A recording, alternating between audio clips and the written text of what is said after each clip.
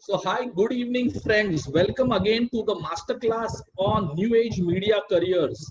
And today we are really fortunate to have a thought leader, a global personality in the field of public relations, corporate communications, CSR, how to merge and make brands, how to use ideas and convert them into branding opportunities, how to resolve crisis. And I would like to welcome Mr. Paresh Chaudhry, Group President, Corporate Brand Custodian at the Adani Group.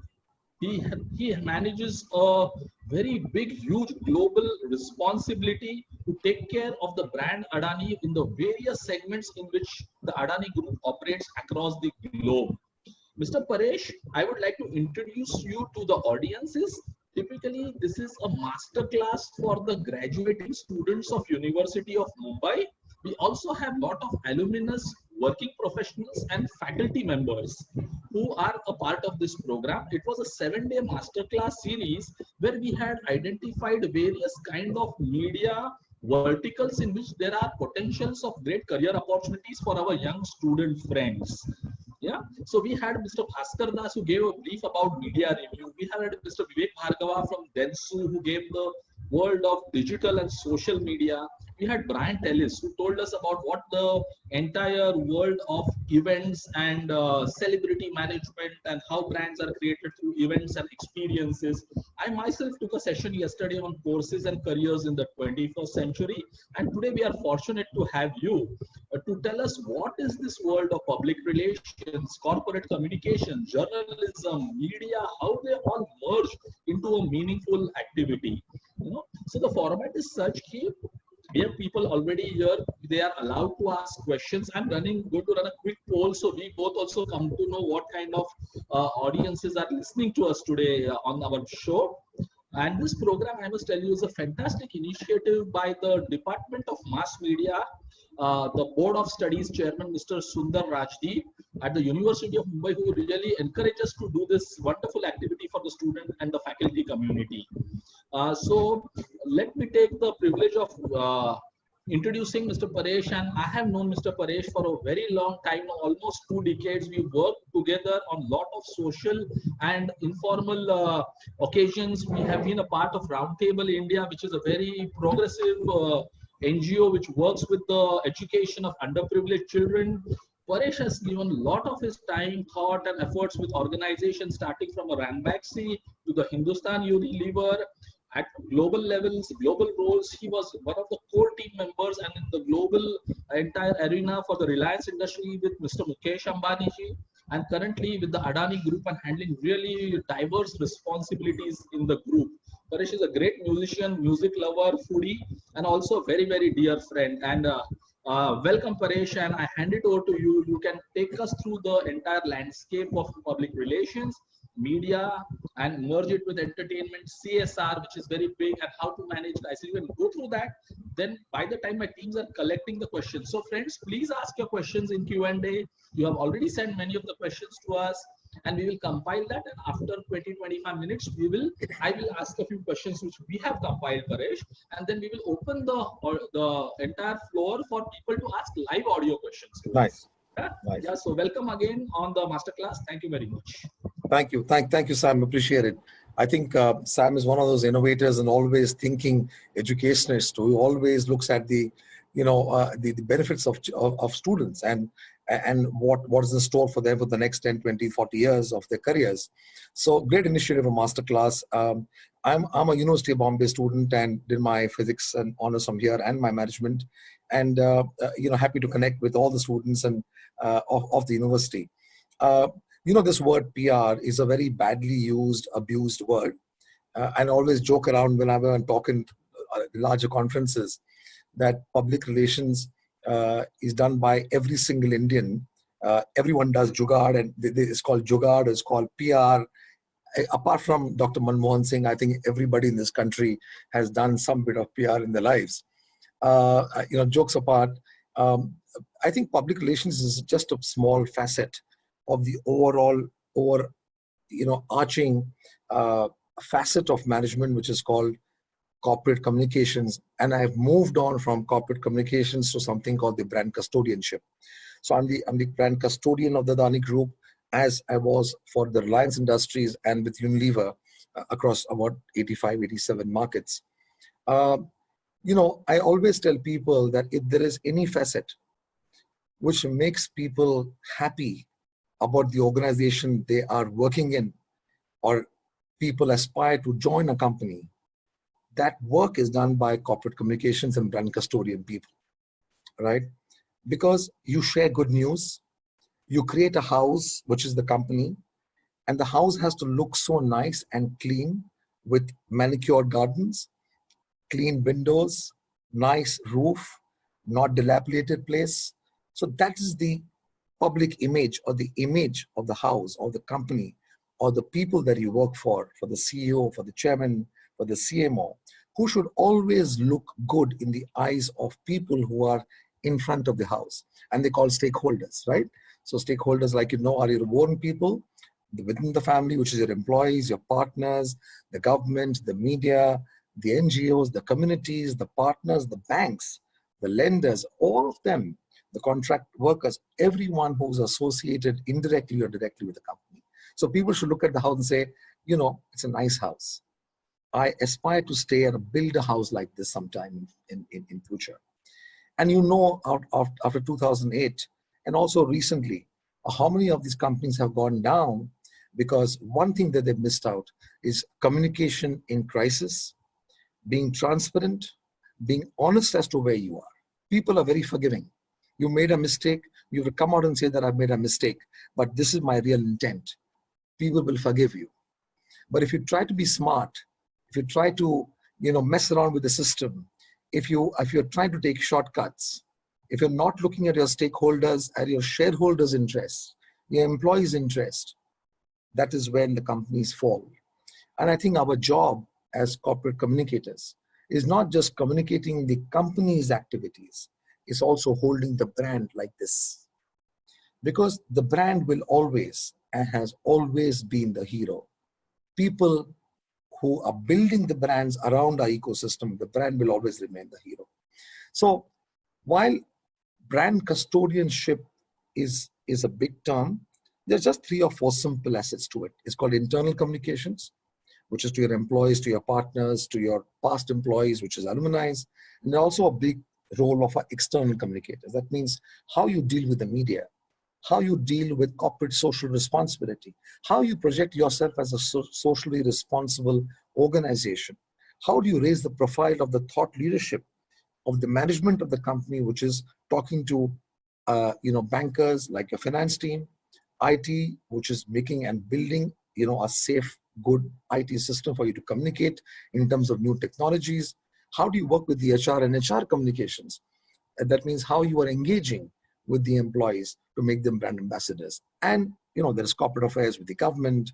So your role is really the fulcrum. And we are typically communication business partners of all of these people that I mentioned.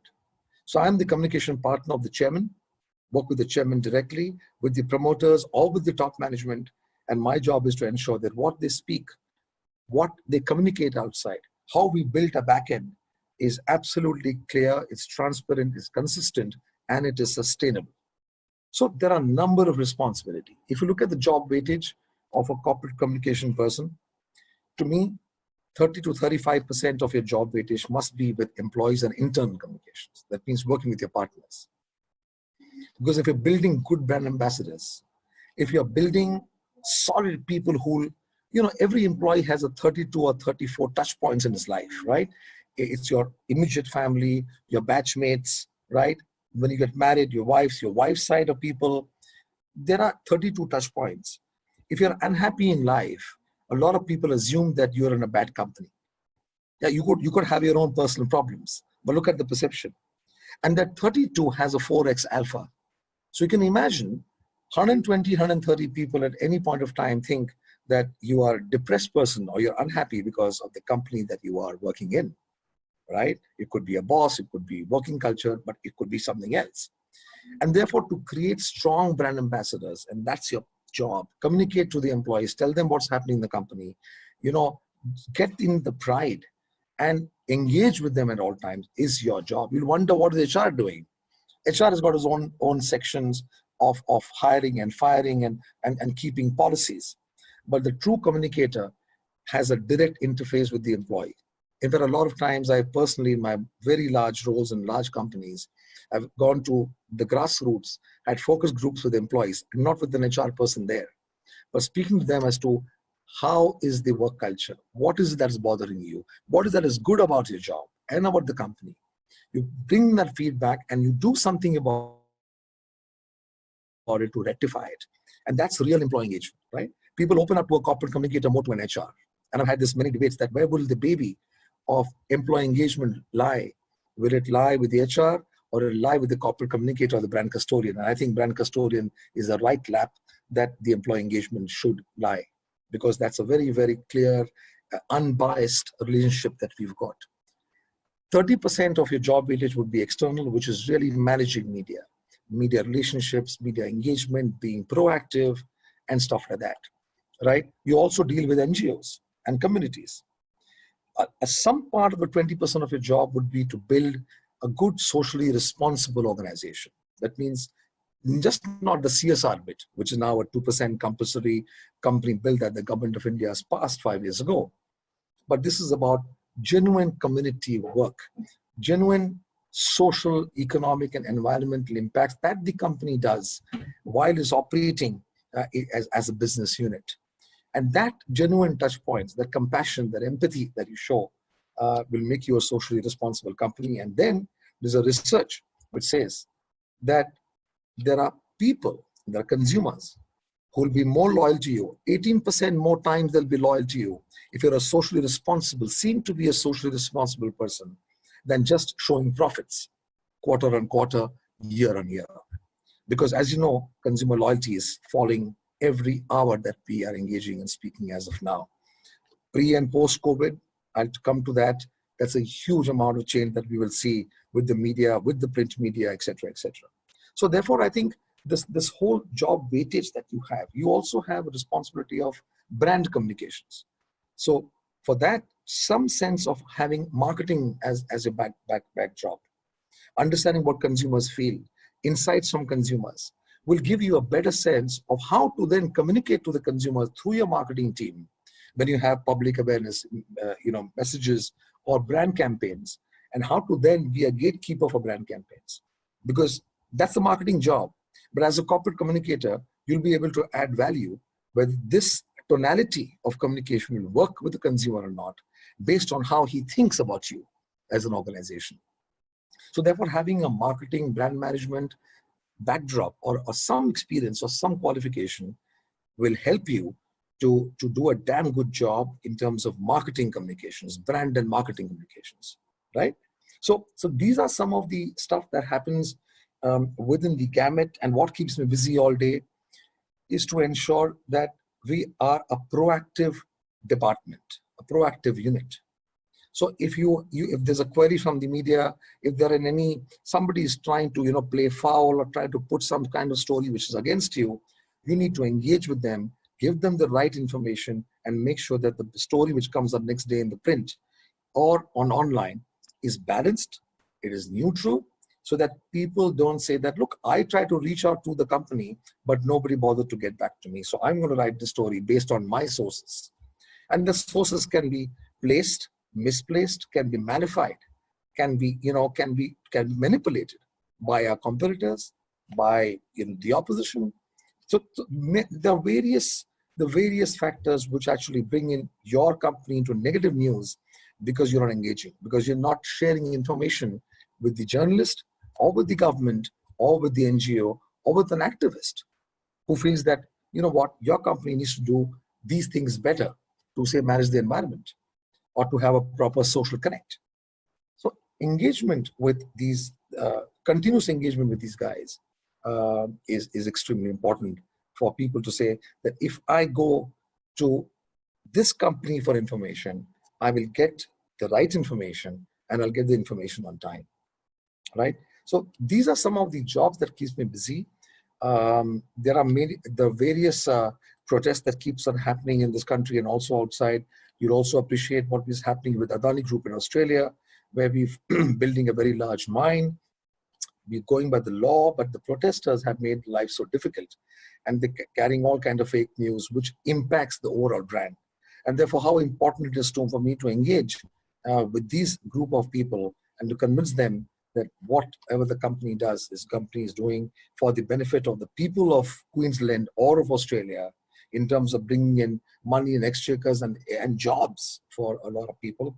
At the same time, making sure that the impact on external environment, etc., is going to be as per the norms by the government of Australia. So a lot of stuff which happens. There's a lot of storytelling that we do from the company's point of view. For example, in COVID, the amount of help that the Adani Group has reached out to the central government, to the various state governments. Through Adani Foundation, we reached out to millions of people on the ground which needed help. Not just food and shelter, but women empowerment, skilling, training, masks with the ventilators, opening up our hospitals to ensure that free treatment and free cases are being done on the affected people, right? So all this communication that we did in the last 3 weeks, it's actually touched 190 million people in India, 190 million. So it just goes to show that if you're doing good work, if you're doing community work, if you're doing social work, if you're doing some stuff on the environment, you're doing some stuff on something called the ESG, which is environment, social, and governance, and they treat you as a credible company, people will engage more with you.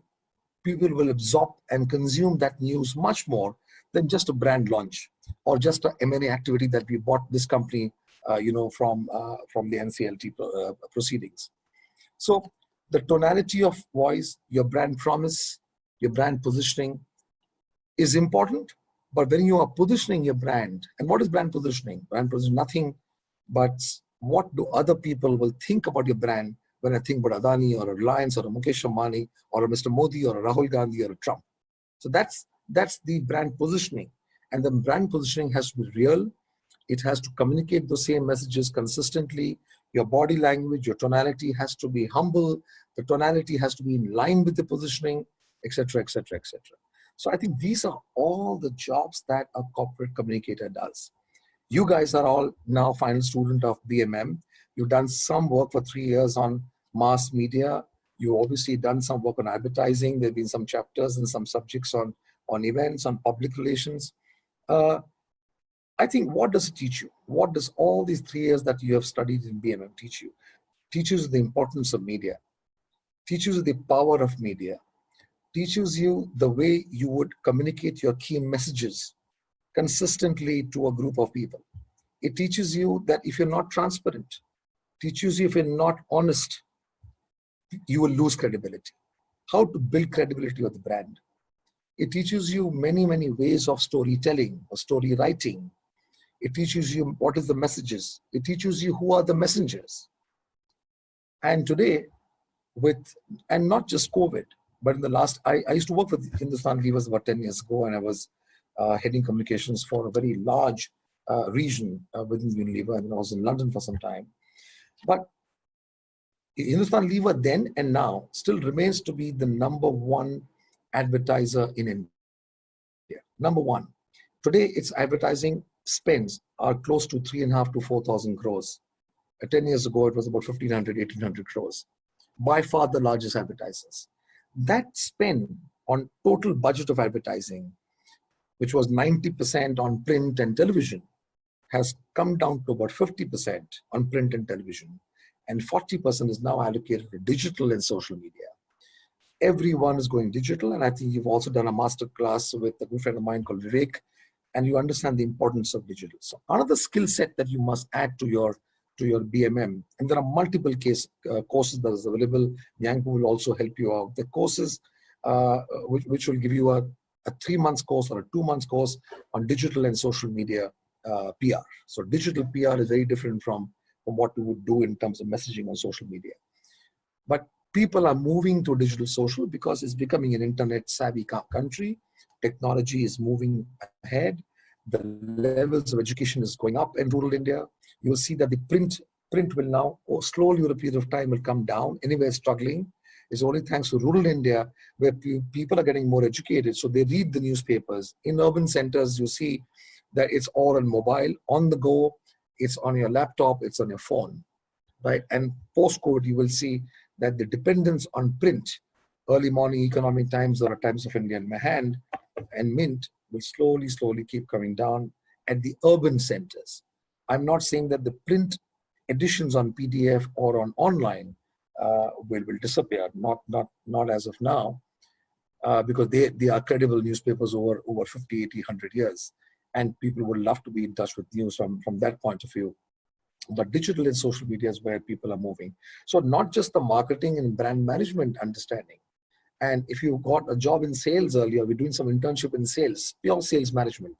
You know, I still remember in my first year of MBA, I'd gone to a company called Godfrey Phillips. It's called GPI, which sells Foursquare cigarettes. And I used to live in Bandra. I used to be positioned in Muhammad Ali Road and the whole Tardeo area for a month selling Foursquare cigarettes on the streets. That experience of that 45 days that I spent selling cigarettes, and I had to write a form, you know, as a feedback from people. That experience of meeting 50 consumers every single day and talking to them, understanding what they feel about cigarettes and smoking and price and the pricing factor and the packaging, and it gave me a great insight about what consumers are. Thank God that my first jobs, I started my career in marketing and sales with Work Hard and with Raymond's, etc. And that's given me a great stead today to manage communications because I understand what consumers are. I understand marketing, brand management. So it's important to have that. If you have not done a course, say 3 months, 6 months, certification course, 40 days courses, put your hand on digital. Don't look at what BMM will teach you for all those 2 or 5 lectures or 10 lectures. Do a course on digital marketing, digital PR, and social media activations. It'll take you a long way in saying, how does it work? How can you simply target a group of people in Juhu and Bandra and in Timbuktu? So that's the level of technology now people have got into. So that's again skill sets that you must get into. As far as jobs are concerned, and I think we will have those questions a little later, but as far as jobs are concerned, I think some degree of post-graduation, some degree of a 1-year course in XIC or from Symbiosis, something more specialized courses on communications, right? Or there are also courses on sustainability management. If you can do that, it'll give you a better entry into either a PR agency or the client sides, which is from the corporate side, as a role of maybe an executive or a management trainee in communications, and then from there you grow. You can also get to choose jobs in journalism, right? And journalism now is changing so much. It is not that, you know, I will file 1 story a day and that's about it. You got to be so technologically savvy. You need to have technical knowledge about what's happening around the world, geopolitical knowledge about what's happening between say China and US trades, what's happening within the trade between India and other countries, what's happening cross border. So continuously try and be in the shoes of the product or the brand or the company that you aspire to work for. And I always keep saying this, that a very good PR manager must be a brand manager. If you're not a brand manager would mean that you understand the brand inside out. If you're tomorrow announced or you're deputed as the CMO or the Chief Marketing Officer of, say, Kellogg's or Britannia, you should be able to talk their language of marketing, brand promise, brand positioning, DNA, tonality, distribution, supply chain, consumer insights, research, analytical data. You should be able to speak that language. And it's not rocket science, guys. It's not rocket science, right? I've just been an MBA with marketing in '87, and my campus job was Raymond's. I also got into ITC hotels, and then into Work Hard hospitals, managing Work Hard, launching Work Hard hospital, then launching Fortis through Ranbaxy, and then with SmithKline Beecham, we launched vaccines and it launched anti-infectives into this country, right? It was crazy, from pharmaceuticals to vaccines to DNAs and to looking at what Belgium is, how they're making vaccines, and what's happening in India. We call Choti Mata and all the myths around it. And then to Ranbaxy as a global head, and then to Levers. It was all diverse organizations, diverse product lines. diverse utility B2B, B2C companies. But if you are passionate, this job of communications, public relations, and I can tell you, again, I keep telling you, coming back to the point I made 5 minutes ago, is on brand PR and the passion to raise the brand profile, make it a hero. So everybody can say, oh, wow, what a great brand. I would love to work for this brand. I want to join this company. I want to buy their products. Gaining the love and respect of stakeholders. You can only do that in this job of corporate communications because you are the one who is giving out good news, who's shaping the perceptions of people. So if you have the passion, getting knowledge about vaccines or understanding how the oil rigs and the refining of Mukesh Ambani Reliance works in Jamnagar to Gautam Adani's power plant, or how does the port work, becomes very, very easy. But the passion is the only consistency along with transparency and honesty, and saying that I will do proactive work all the time is the only thing that you require for this job. You might take some education, you might get some, some data, like what I mentioned about, getting some courses on digital, but being passionate about raising the brand and people saying, wow, I think the reputation of this company is because of this team of people who've constantly worked hard to raise the profile. That means constant engagement with people, engagement with media, solving the queries, giving out the right information, forming up storylines, being proactive about your communication and making the house look good is your job. So entry levels, and we'll come to questions, but entry levels, agency, journalism, which now quite a paying profession. Post-COVID, I think there are a lot of question marks about will the print survive, etc. But I think India is a very emerging market, is still a developing economy, and we'll see print not going down in a hurry, although digital and social media is rising and growing at 35-40%, while print is growing at about 8%, TV is growing at about 14-15%. So that's another great area that you can be in. So I'm open for questions and I'm open for engagement. Hi, Paresh. That was fantastic. Uh, so what all you said now, Paresh, it is an integrated kind of activity which a public relations manager does. So then what are the kind of skills a young professional would need to be in this field? Because what I clearly understand, it's not about only marketing or branding. It is about understanding HR. It's about financial implications, because you may also do press releases and investor meets. It's also about productions and operations. It's also about dealing with CSR initiatives of the company. Yeah. So when a young individual comes into this field, how does he grows and what is that he needs? That is one question. Second question is, how is a role of a public relation or a Copcom executive different at the client side and at the Agency. or a agency side? So many students still have the feeling कि मैं PR agency में काम करूँगा. Good idea. Good question. They feel कि PR, everything is about PR agency. So this was an amazing perspective for our students that you are working within the company also and you have so much to do. Correct. Yeah. So what good question. Is the difference typically, on working as an agency or as a client? Yeah. So good question. I'll take the first question first. I think, Sam, that was the second question was really brilliant. I didn't cover it in my context. But guys, don't worry about your skills too much when you're in the final year of BMM. Like I said earlier, remember 2 or 3 things. If you can read up something on consumer insights, on marketing, brand management, product management, it'll be very good for you. And there are multiple courses. Yangpu can actually help you giving those courses out. There are online courses, there are other courses. So understanding what is marketing, how does supply chain work, what are consumer behavior, and therefore all the insights and how people then turn around and supply and push, making sure that you have a shelf space higher than your competitors. Understanding marketing, right?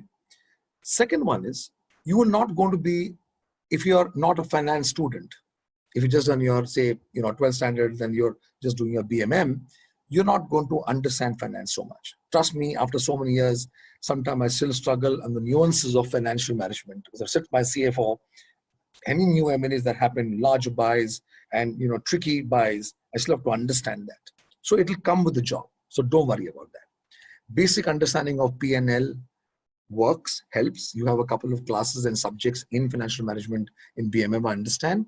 Maybe do a little bit, maybe a 2-week or 3-week course on the basics of finance or basics of financial management. Third, and the most easiest way to do this is employee engagement. So read up on some case studies of human resource stories or HR stories by good organizations. So Tata is a great example. Infosys is a great example. Of course, Unilever is a great example. P&G is a great example. Mahindra and Mahindra, Aditya Birla Group, all these Indian companies, Reliance now. You look at Adani Group for 2 years, the kind of employee engagement we do outside. When I was sitting outside, I didn't have the right perception. Today, when I see the employee engagement with Adani Group, wow, it's as good as in the company globally. So read up on some of these case studies on what does an employee think about the organization when he comes back or comes to work. What does he want? What is it for him? And how do we communicate that? So what are the myths that he's got in his mind, and how do we engage with him? How do we raise his profile? So 3 or 4 of these things, if you can understand and learn, don't worry about government affairs too much, right? Managing media, writing, putting a key messaging, you already done some stuff in PMM. When you come into the corporate life or the agency life, you will get it hands-on. So you will learn it hands-on. So there's no worry on it. Sustainability and CSR is very important. There are multiple case studies from ITC to a P&G to a Hindustan Lever and to many companies in India which has taken social responsibility to the next level. Read up on some case studies, very simple case studies. You'll understand the genuinity of promoters or companies reaching out to communities to help work. So read up on those so you'll get live examples, right? On the second question, the difference between a PR agency and a company. Well, actually, that it's quite significantly different. If you get an entry job into a PR agency, you will come at the lowest level as an executive, right? And you will be a part of a team, say, which manages a consumer vertical, or a technology vertical, or a finance vertical, or there's a bunch of companies that are assigned to one account director. Under the account director, there are 4 or 5 people, and there are 5 or 7 brands or clients that you manage. So while working on those multiple brands, you will get to know what are the nuances of storytelling, what's happening with competitors, what is ET going to write, what do you think that Mint wants, what do you think the Times of India wants, what does CNBC want, and what does ET now want. You'll get to know within 6 to 8 months, 1 year, you'll get some sense of the profile of journalist, the medium called pink papers or the finance papers versus the national dailies. The importance of regional media. I don't know if you know this. If you look at the top 10 newspapers in India, Times of India ranks 7th with a reach of about 9.5 million people, right? All the balance 9 are all regional papers. The Dainik Jagarans, the Amar Ujalas, the one from the east. There are papers from the south. These sell 25, 30 million copies circulated. Reach is much more. So the importance of regional media, importance of changing the same story in a different language, but the tonality changes. The behavior and the attitude of the story changes to suit those kind of consumers. So you understand that. But to answer Sam's question, I think it's got from one of the participants. PR agencies who work for clients are forever running after coverages. Because the client says at the end of the month, how much of coverages have you got for me for these 3 press releases? What have you done for this crisis? There was a fire in the factory, or there was a financial embezzlement case which happened somewhere else. There was a human rights issue that happened in one of our villages that we are working on. What is it that you've done to make sure the negative news doesn't come out and your positive news has gone up? So forever, the agency guys are running after coverages, column centimeter. Or that I've got front page, I've got page number 3, I've got a picture of the CEO, I've got the picture of the product. In this running melee of trying to show coverages to the client, what's missing out is the strategic thinking behind the brand. So when I say strategic thinking is nothing but how do we make this brand come alive with your targeted shareholders or stakeholders? That means it's a 360 degree. What is the medium that I will use? What will be the key messages, say in the North? How will I engage with this media separately? The strategic thinking behind the brand and the brand positioning bit is what gets missed out. If you come to an organization or the client side, because you are focusing on that one company, whether it's like Adani Group or Reliance, which is multifaceted, multiple companies, some retail, consumer facing, or utility, or for example, Adani Oils, we are into Adani Power, defense, we are into so many, Adani Gas, Adani Ports. You will be able to focus on the brand strategy for that company. And therefore, how do you raise the profile from the ecosystem around the company? Then you start thinking strategy. Then you start thinking reputation dashboard. Then you will not just think about coverages. And like I said earlier in my context, only 30% is your role for media management. The rest is internal, and the rest is brand communications and how do you communicate. And so that's the big difference that I see between agency and a client side.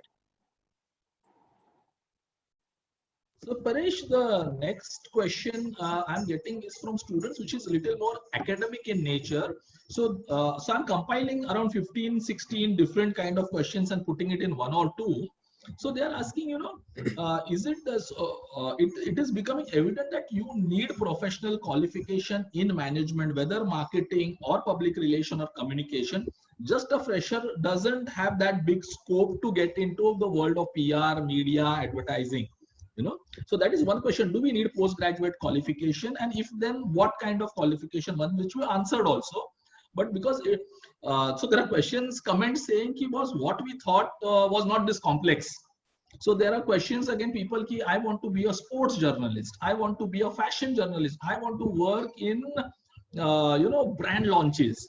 So all of this also again requires understanding of marketing, branding, sports, some kind of integration of curriculum and content. Is that correct? Or a fresher can just get as an executive and then move his way up? Yeah. So if I'll give you an example. Some good question. I'll give you an example. So I know where the question is coming from. At this juncture of your third year BMM, you're wondering what else do I do next? But I'm sure there is some area of interest that you've got. Somebody will have sports. Somebody will say that I want to do only FMCG, shampoos, very the sexy FMCG. Somebody will say I want to do, say, fast moving consumer goods. Yeah. Someone will say I love pharmaceuticals because my father has been pharma for like 20 years. So pharma marketing is important because it saves lives, etc. Wherever that interest you've got, you pick that interest. It could be one or two or three, it doesn't matter. So don't worry about that one interest. It could be one or two or three. Read up on that. Read up upon the case studies on that specific vertical. Join the company or agency that you want to do. If you're into sports, then look at a company which is not just a sports management company. It could be Puma, for example, right? Or it could be Nike. It could be P&G. It could be Red Bull. Red Bull has a completely music and sports vertical, and they integrate the brand into the TGs. Look at these companies which has got a sports as a product or sports line as a product. Look at Reliance, which is starting now, which is ISL, they're into ISL, Anita Ambani is all over the place as far as her passion for sports, and she's promoting sports in India, right?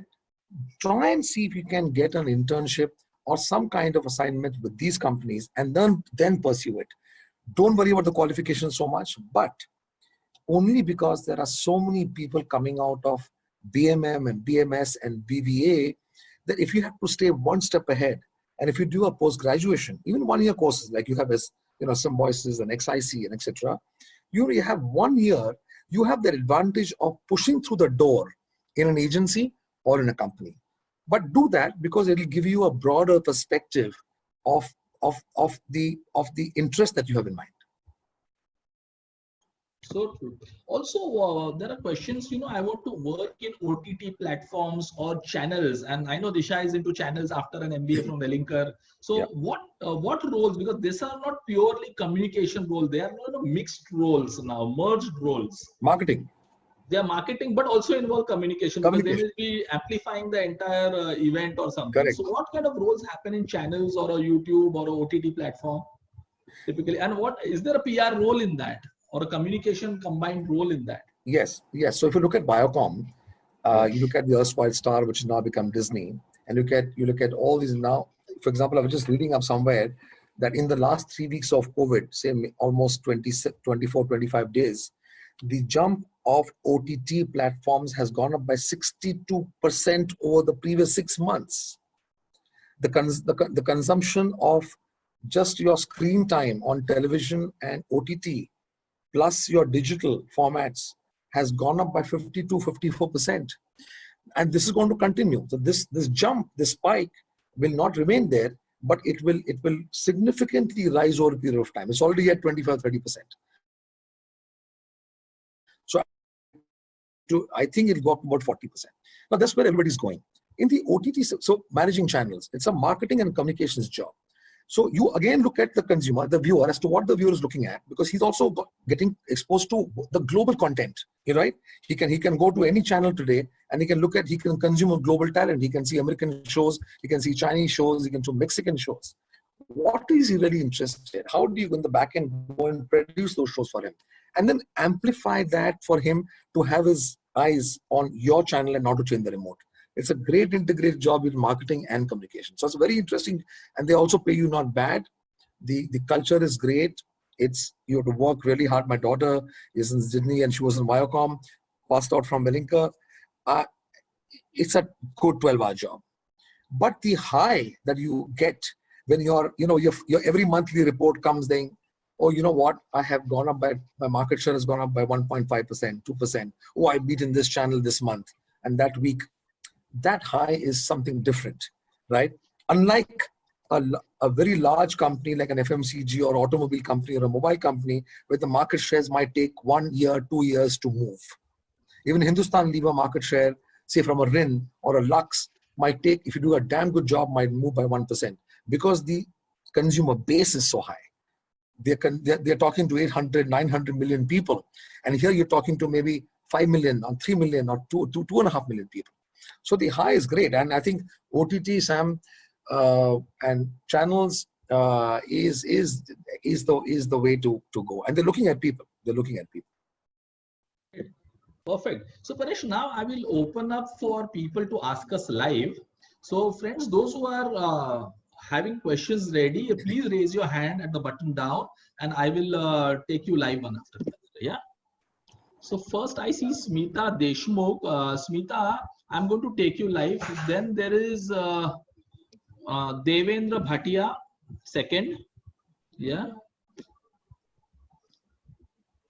Yeah, sure. Yeah, Miss Smita, you can ask your question. You have to unmute your mic, please. Hi, good evening. Interesting times to be. Paresh, actually, I'm a former journalist and I ventured into PR after 22 years as a journalist.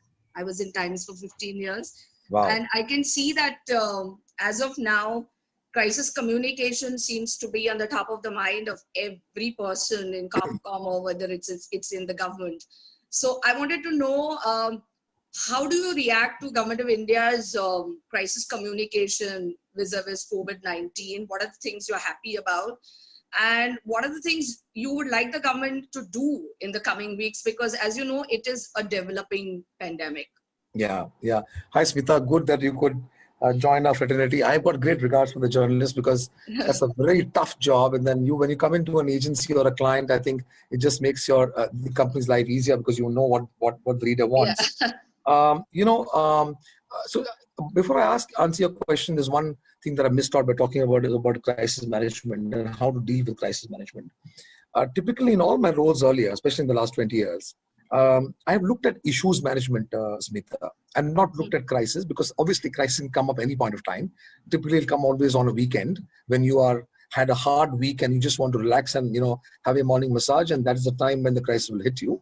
But by and large, if you can map the risk areas, the vulnerability areas to which there could be an impact on your company's businesses or reputation. So I'm sure as a journalist for so many years and times you know what I'm talking about, but very seldom the corporate communication people or the agency people don't look at the risk areas. They think it's the job of the CFO or the job of the chairman and the apex to look at the vulnerability and say, look, I will manage it. but the red flags come in from the reputation point of view. So if any leak here or any leak there, and I'm sure you being a journalist earlier, that one little news that will go out, it'll multiply, and in today's world, it'll multiply not 10 times, it'll multiply 100 alpha times, right? Because social media and all of that. So one thing that I've successfully done, by and large, and you can't really win all the battles, is if you can cover 80, save your butt on this 80% of the risk factor, including the pandemic. And why I'm saying is pandemic, because we work in Australia a lot, and we have got a lot of stuff coming in from China. We got a lot of stuff coming in from South America. We always said that in case if there is any force majeure that might happen, in these, so one is fire, one is IT, somebody's hacking it, one is saying that, look, if I don't have my governance model in place, I might fall flat in the eyes of the rating agencies, for example, right? So these are all risk factors. If I go to Myanmar, will I be hit on my image? So all that stuff will be risk factors that are listed down 10, 20, 25. We have these monthly meetings with all the senior people, including the group CFO, the corporate affairs guys, the legal guys, the chairman, the CEOs of the business, every month, and we review these risk factors. And how do you mitigate and how do you close the gap and say, if this hits you, what would be your reaction and how prepared are you? Right? So this is one thing. So I focus on issues management. Specifically with crisis on COVID, I think we knew right from December this is coming up, right? We took it very, very, very, very lightly. I think we are sheer lucky. I'm a great fan of the Prime Minister Modi, great fan of him. I'm a very apolitical person, but I must tell you that I think not just Modi, but a lot of chief ministers, which are non-BJP guys, also have taken a call, like Maharashtra government. If you see, look at Punjab, look at Haryana, look at Kerala, the way they have acted in locking down the country has helped us. And I think we're also very lucky because, as Indians, our immune systems are so strong with all the antiviral drugs that we've had right from the time we were born, right? Whether it is anti-malarial or antiviral drugs, that has helped us to not have so many big numbers. From a direct question as to what's the government done, I think in a country with 125 crore people, out of which 80 crores are literally on a daily wages, on a day-to-day basis, including the farmers. I'm talking about small farmers having 1 acre plus, and the autos and the maids and the ward boys, etc. I think that 80 crore people are so far surviving. There could be issues in a country of our size and the hunger that we've got here, but the kind of packages that they've released, the amount of NGOs and community work that is happening in delivering food on a day-to-day basis, the governments opened up their PDS systems. I think so far so good. If these numbers become bad, which I think we are just about going to flatten the curve, but the next 4-5 days are important. If we can go through the next 5 or 7 days, I think we'll be okay. But if this explodes from here, then I think we'll have social unrest. We will have problems. We will have people on the road. There could be looting, there could be arson, because typically in developed markets, this is what happens when you see that I don't get my right?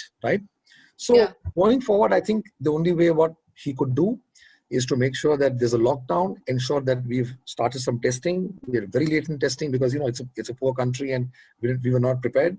But we just got the kits yesterday, and I think they've started rapid testing. So they're doing the best in the circumstances. It's easier in the US, but look at where US has gone. It's very easy in Europe, but look at where Europe has gone, right? I mean, I know of people, my friends, batchmates who are in Spain and Italy, and they are literally, I can't see them on a video call because I can see them crying, I can see them nervous, and they think that the end is near. That situation, touch wood, we don't have it here. It's just a little bit of a logistics and the hunger part that we'll take care of. Thank you.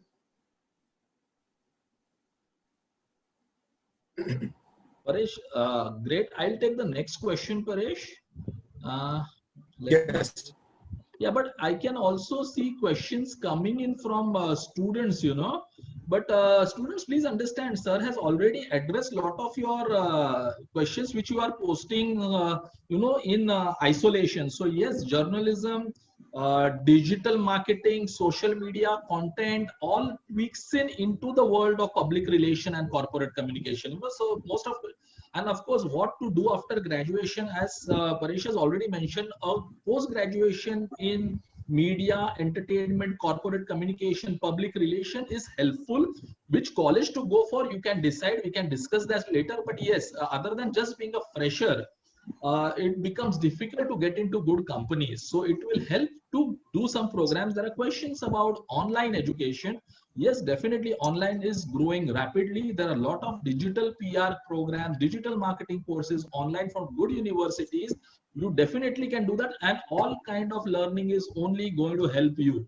Okay, there is no one qualification. I did BMM, now 20 years I will work on BMM and BCom and BMS. No, all senior leaders also are learning every day. I'm sure Paresh also is spending a lot of time in reading, learning, seeing some HBR reviews, or personally undergoing Absolutely. master classes. So if you are young, markets are not going to be great for next 6 months to 1 year.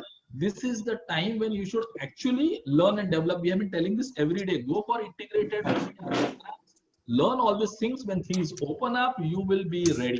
Yeah, so that's for a lot of questions coming on courses and online and offline. Yeah, and there are a lot of good colleges in Mumbai city. Paresh mentioned about Xavier's Institute, XIC, Symbiosis in Pune, Wellington runs a media entertainment program.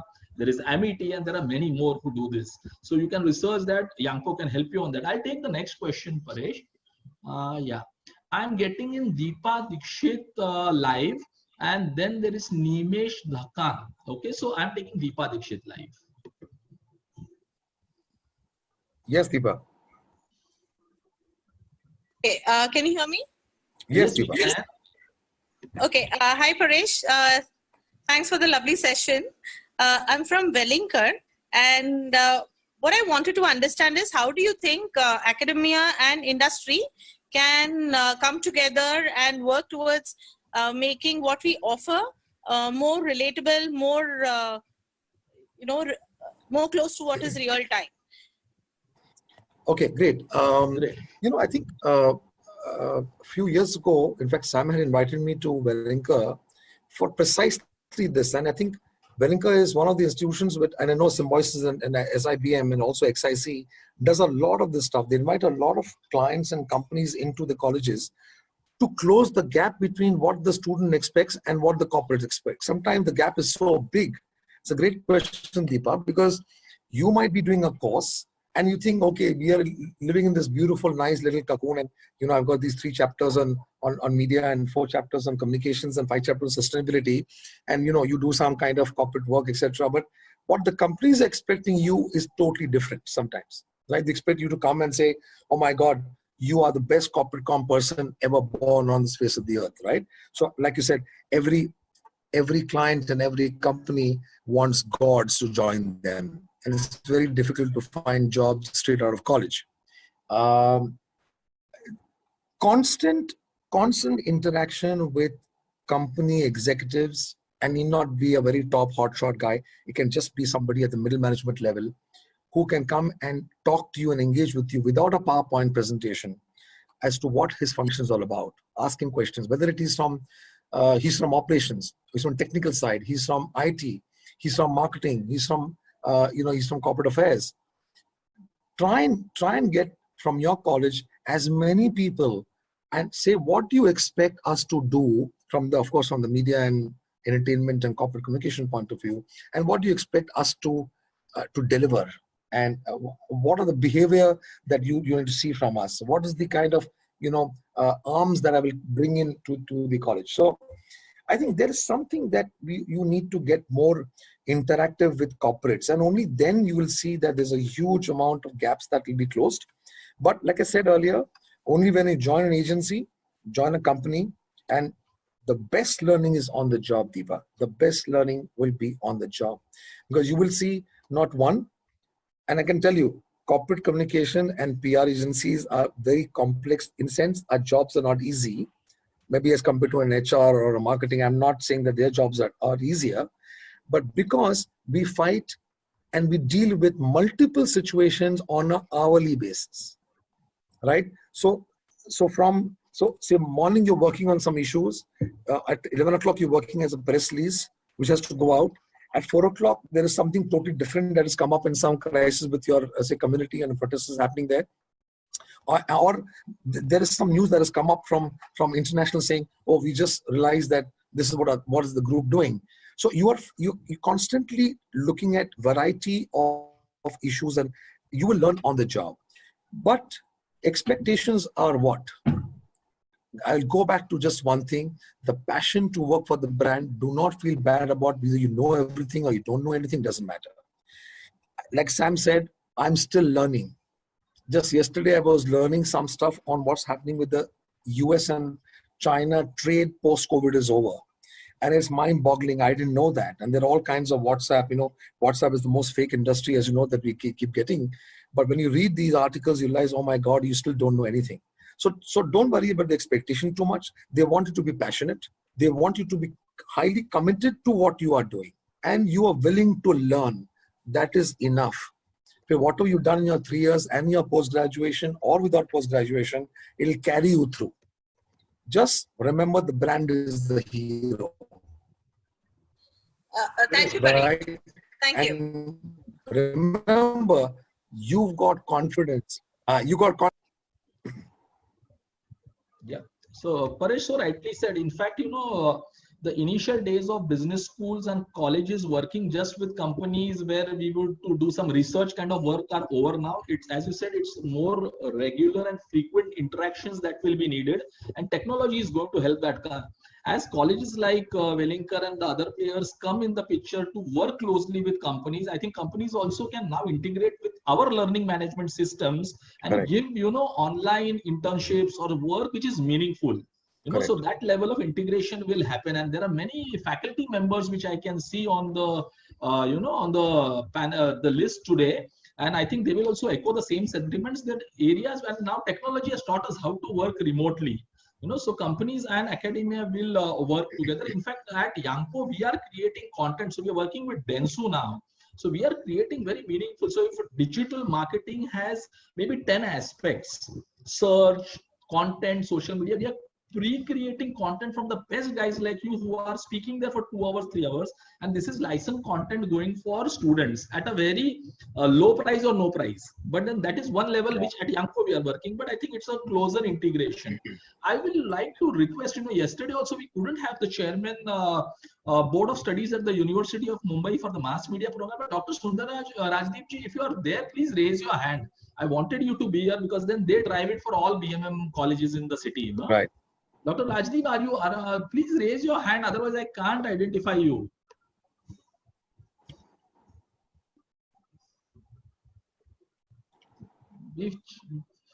Okay, till then we will take on your Sam, on your previous comment that you made on the courses, etc.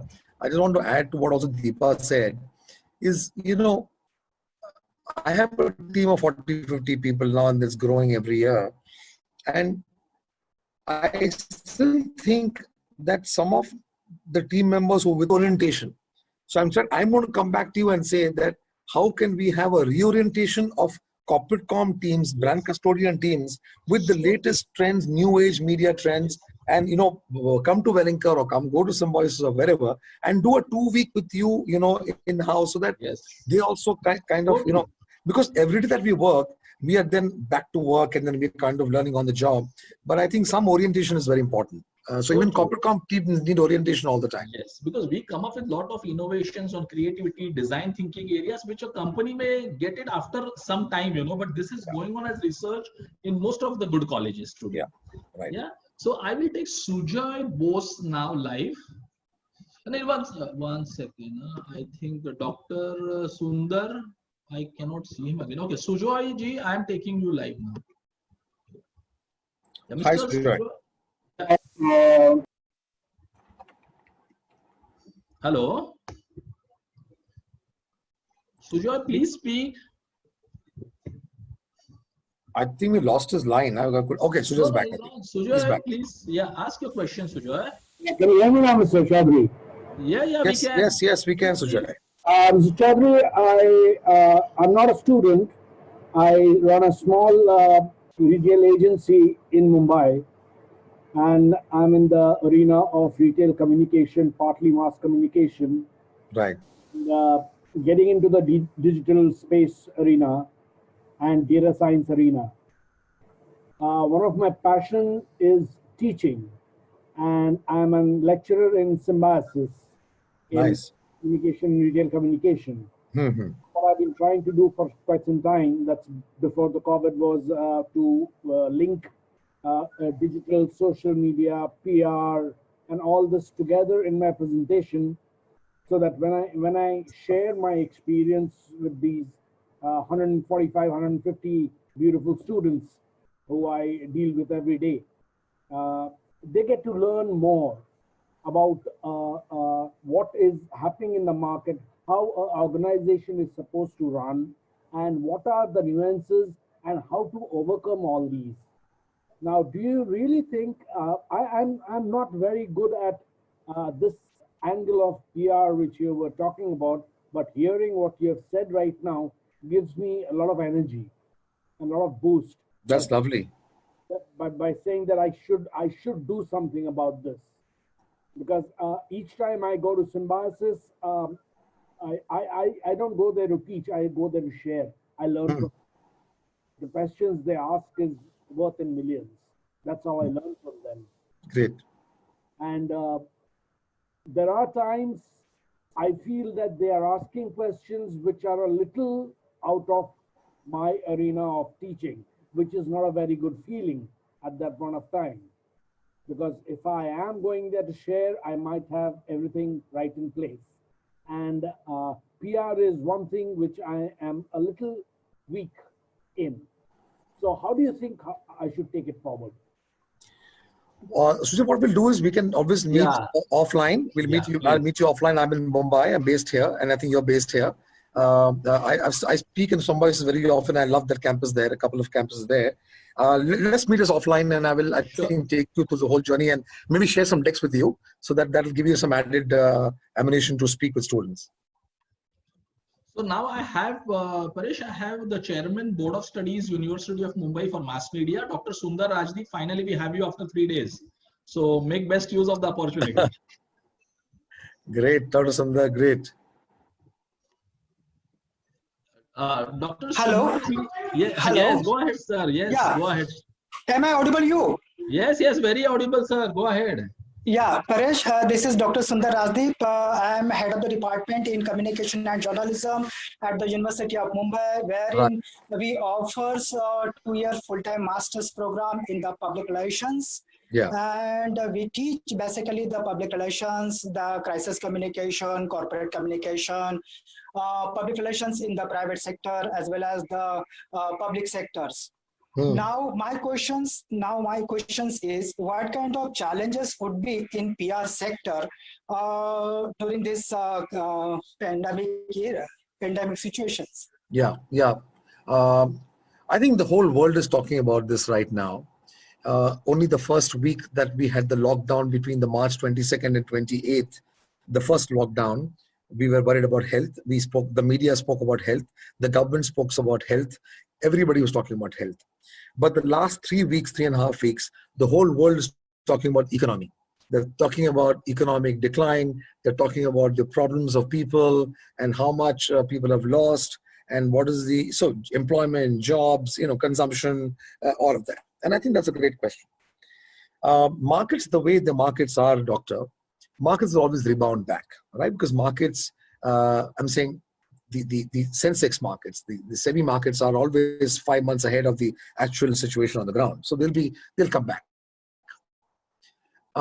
What will happen is India will become far more stronger than what it was earlier.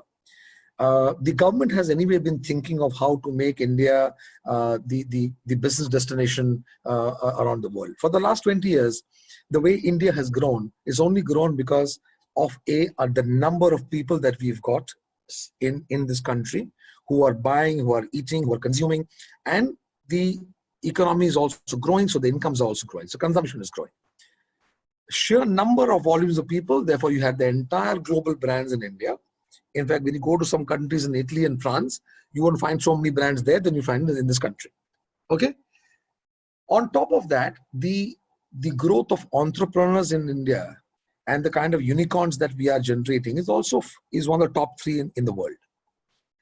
Having said that, what is going to happen now is I think a lot of companies will withdraw from China, from the manufacturing sector, okay, and they will come to destinations like India. Vietnam, remember, is again a great country that's growing. Bangladesh is growing. Bangladesh has problem of land and water, etc. But Vietnam, Sri Lanka, India by the sheer size and what we can offer. India will be the next China to me in the next 15 to 20 years. So I think we have to look at long term, medium to long term, and not short term. Short term, fine, all this will come back.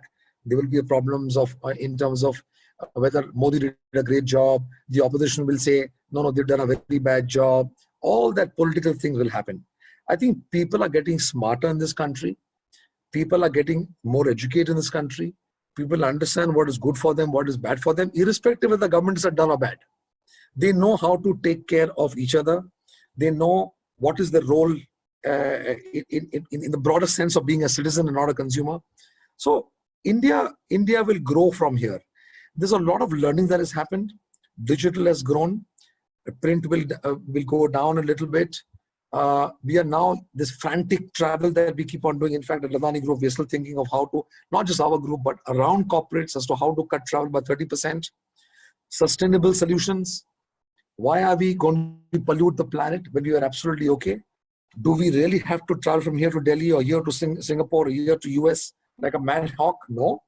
So I think sustainability, corporate governance, the ESG will come to the fore much more than it was all these years, much more. And I'm talking about the 5,000, 8,000 top corporates in India. I'm not talking about the multinationals which are already anyway on that path. So to me, PR will change from just traditional PR to digital and social media. It'll change to, it'll say, how do you target influencers? Who are your activists? Who are the people who are concerned on the environment? And therefore, how do you engage with them? How do you create a governance structure and environmental structure in the back end so that you become a socially responsible company? So I think social responsibility, ESG will go, it'll shoot with accelerated speed in the front. And all this will augur very well for the company's reputation and India's reputation. So this is going to happen. And it'll just going to be very good for us, Doctor. Great. Thank you, Mr. Dr. Rajdeep, for the question. And again, I would like to thank you to create this opportunity for student and faculty in the university structure. Yeah. And now I will take Mr. One second. Okay, Mr. Sandhir Sharma. I'm going to take Mr. Sandhir Sharma. After that, there is Leena Sani. Yeah. Yeah. Mr. Sharma, you can speak, please.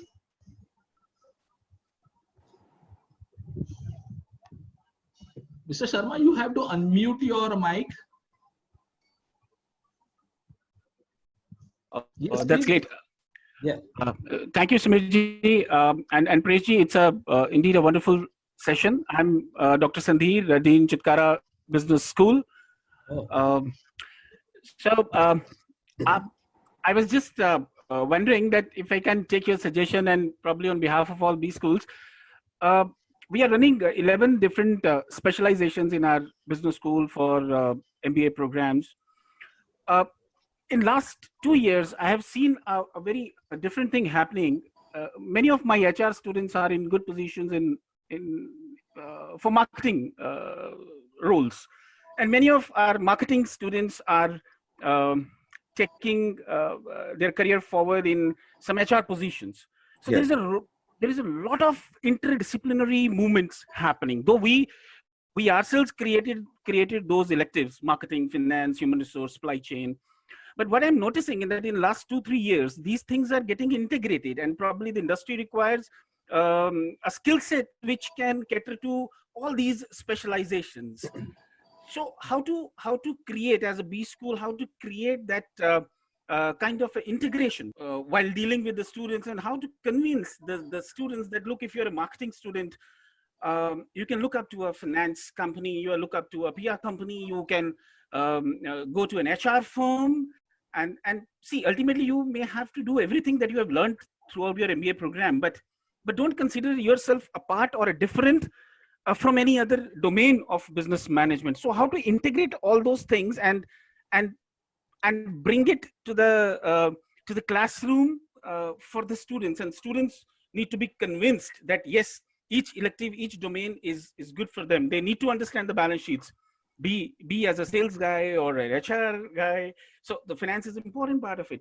So I want your suggestion and comments so that we can actually work on it. Yeah, I think Sam will be the best guy to answer this question because this is very at the level of school and MBA. Yeah, and then I'll give my comments. Yeah. So Paresh, what Dr. Sandhir is saying, first let me introduce Dr. Sandhir. Sir, I did not know it was you because I didn't see the doctor there.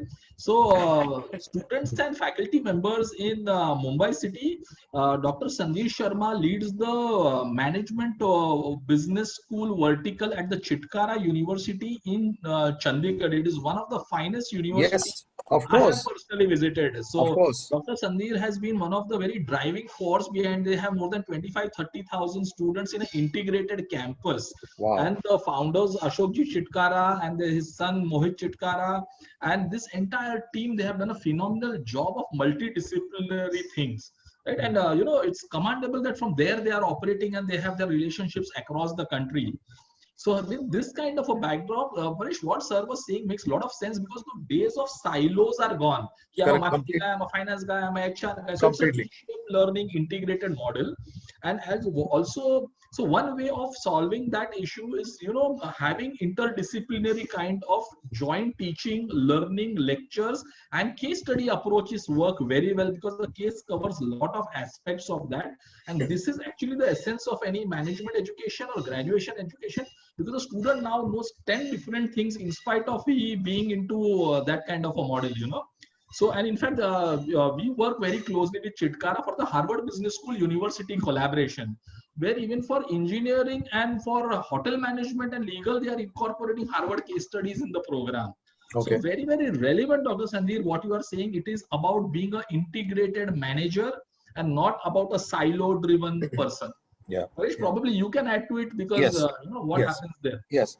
So, Doctor, great to connect with you, and I think someday Chandigarh is my favorite city. So the next time I'm there, we'll definitely look up to you. And when you come to Bombay, do come home.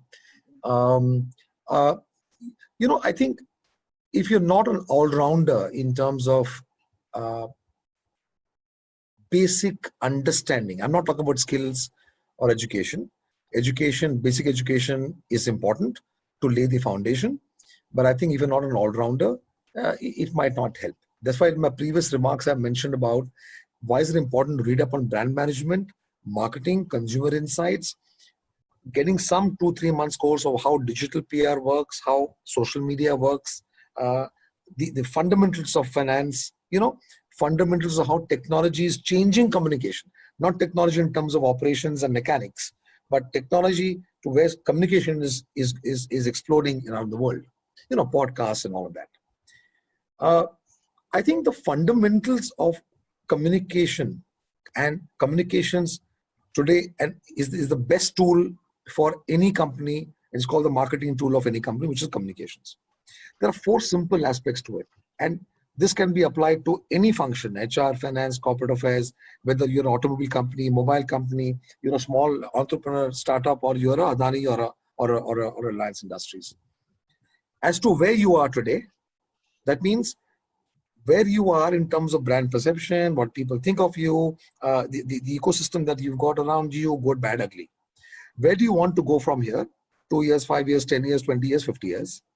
How will we reach that journey so that the whole strategy part will come in? And whether have you reached there or not? These 4 steps will make you you can apply the integrated formula to these 4 steps.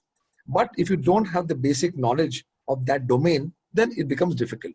And getting domain knowledge of even the most boring industry can be very easy because you have the passion. So domain knowledge, having some understanding of how the communication works, and saying these are the 4 steps that I want to always think about and apply as a communications manager, then life becomes easier. But integrated is the way to go. You cannot, there's no silos. You cannot go and say, oh, I have only worked in a finance. My father's been a CA. I want to be only in a financial management company. It will not work. Because even the banks are not issuing or not giving financial communication. They are consumer connect companies. It's about consumer behavior. It's about consumer loyalty. It's about brand positioning. So every organization is where marketing, communication based, messaging. So integration is the way to go. There's no doubt. And you can actually dovetail that in your final year and also in your PGDM courses. Thank you very much, sir. Thank you. Thank you, Doctor. Great. Thanks, Dr. Sandeep. Lina Sane. Paresh, can we take 2-3 questions more? Yes, surely. 10 more minutes will go. No problem. Yeah. So, Lina Sane, I'm taking you live. Yes, please go ahead, Lina.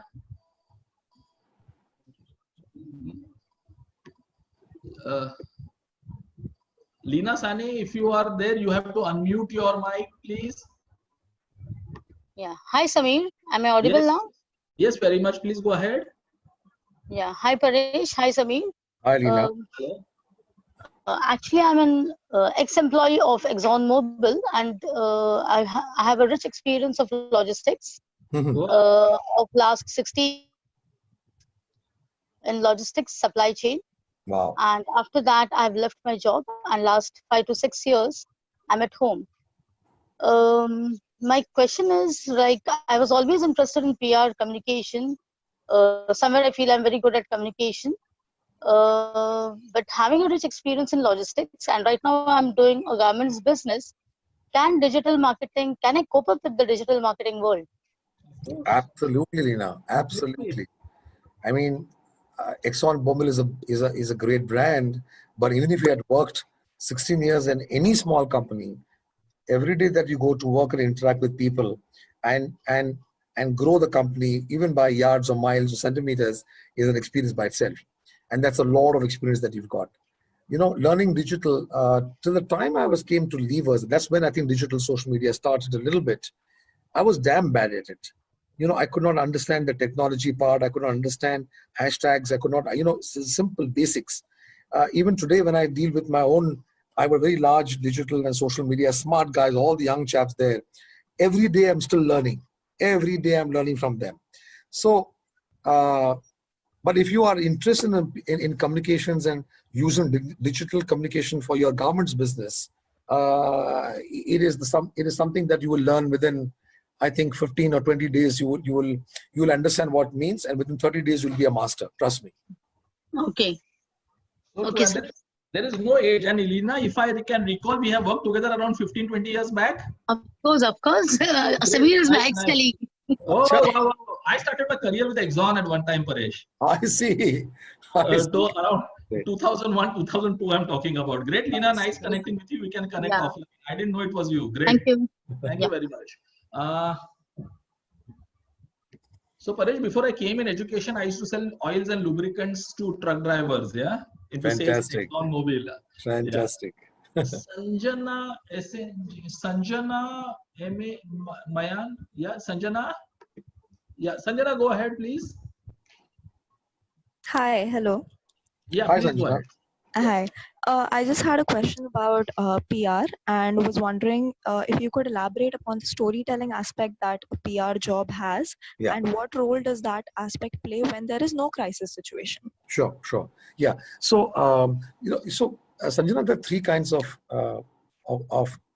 media tools that you have for yourself, right? Right. One is your own media space. Own media is your own websites, your own brochures, your annual reports, something that you own it, you create it, and you communicate outside. So you have full control on that. It's called own media. The other one is something called the earned media space, where I through storytelling, I get my journalist friends and media, and whether it's social media, influencers, etc., to write about me. And that's about earned media. So I don't pay for it. I give out a story. Right. It excites the stakeholders, and then they write about me and they write about us. Right. So it's free. The third part is the paid media bit, where advertising is a paid media route. Right. So you see these advertisements on television, on print. It's called media buying. I curate my messages. I buy the space, and I advertise. Right. So in storytelling in each of these spaces is the fundamental. It's like your heart of everything that you do in communications. And by the way, storytelling is not like what someone would just say, wow, this is such a beautifully written story, but how do I believe you? The believability, the credibility of that story, you can get caught 4 years later because everything is on the net now, isn't it, Sanjana? Yes. So whatever story you say, it has to have a source of being honest, putting all the facts on paper, no faffing. And when you're promising something, you have to hold to that promise even 5 years later. If a Greenpeace comes and says, oh, this is what you had said in 2020 in April, and now I'm catching you. So storytelling is about communicating how honest and how factual and how transparent you are about your product, your company, your chairman, your thought leaders, etc., etc., etc. And this is especially in the non-crisis times. So if you're an M&A and you buy off something and then you say, okay, fine, this is market share was 20%, but I'll put 25%. All this will impact your stock markets. It'll impact credibility. And then once you lose your credibility, very difficult to come back. So storytelling is important, but the simpler it is told, the more honest it has been told, the more transparent it's sold, that is storytelling. Okay. All right. Thank you so much. Thanks.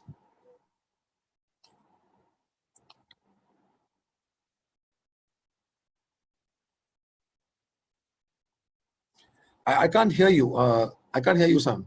I am on mute. So I am requesting Mr. Dorai Swami Govindan to come live, please. And after that, there is Deepika Unni who can again ask. Yeah. Mr. Dorai Swami, please. Sir, you unmute your mic, please. Mr. Govindan. Okay, I will take him next. Mr. Dorai Swami, you are there online? Let's move on to the other one. Yeah, we'll move to the other one. Yeah. Yeah, Deepika Unni. Yes. Yes. Thanks, Samir. Yes. Hi. Hi, Paresh. Hi, Deepika. And then there is Damanjeet VRK after this. Yeah. Yeah, Deepika. Sorry. Go ahead. Okay, that's okay. Hi, Paresh. I'm also from Wellington. We have a 2-year full-time MBA PGDM program on media and entertainment. Right. Nini, unmute yourself, please. That. Yes, Deepika, I can hear you now. Okay. Sorry. So every year in the program, we have a couple of students who are extremely keen on making a career in corporate communication. I know you mentioned in your talk today that they should focus on digital marketing, brand communication, and things like that. Is there anything specific you would be, for example, looking for, or corporates look for in candidates? Maybe they're freshers, maybe they are have some experience, but not necessarily in corporate communication. Is there something as faculty or the career management center that we can guide them as to what they should be studying over and above their curriculum, what they should do to then be the ideal or a viable candidate for companies? Yeah. So, Deepika, how it has worked a lot when I speak at the XIC, for example, or Symbiosis, and some of the questions keep coming up. Right. Earlier, there was somebody who asked me about qualification, and as a fresher, what do I do? What are they looking for? What are the corporate expectations and all of that, right? And I think I've answered that in fair detail. Yeah. It will get easier for you, since you're a faculty at Wellington, to segregate people. So suppose you have a batch of, say, 50 people, right? And it doesn't matter what the sizes of each groups. You divide them into, say, 10 groups. And then you say that this group's segmentation is by saying that what is your sector interest that you've got. Correct. And I can tell you, maximum guy will say marketing, consumer, advertising, digital and marketing and social media space. So because that's where the new horizon is going forward, right? They don't want to be in a very unsexy place. They want to be in a very sexy place. They want to be a place where sector is growing and therefore higher salaries and higher career growth, etc. And which is but natural. So you first identify that. Match that with the qualification, what they have come earlier. So whether they have done the BA, BCom, whether they have done BMM or engineers or whatever, right? You match that. So you will by filter take off the enthusiasts, and say, hang on, you're an engineer, your left brain is working very well. I think you should be in this, or you should be in this sector. It could be automobile, it could be telecom, it could be, whatever. Try and segregate that out in order of preferences. So one guy will have, say, at least 1 or 2 sectors. He will not say 1 sector, he might have 2 sectors, even 3. Once you segregate that out, it's easier for you to then say, in these 2 sectors, these are the 15 companies that you should look at. Right? And obviously everybody chooses the best. So don't do that. Look at entrepreneurs. Look at a company that's not really a startup, but supposing which has got a angel funding and got a VC, say 2 rounds of VC. So 3 years, 4 years into the system, right? Where they've got some funding. So the ideas might work better.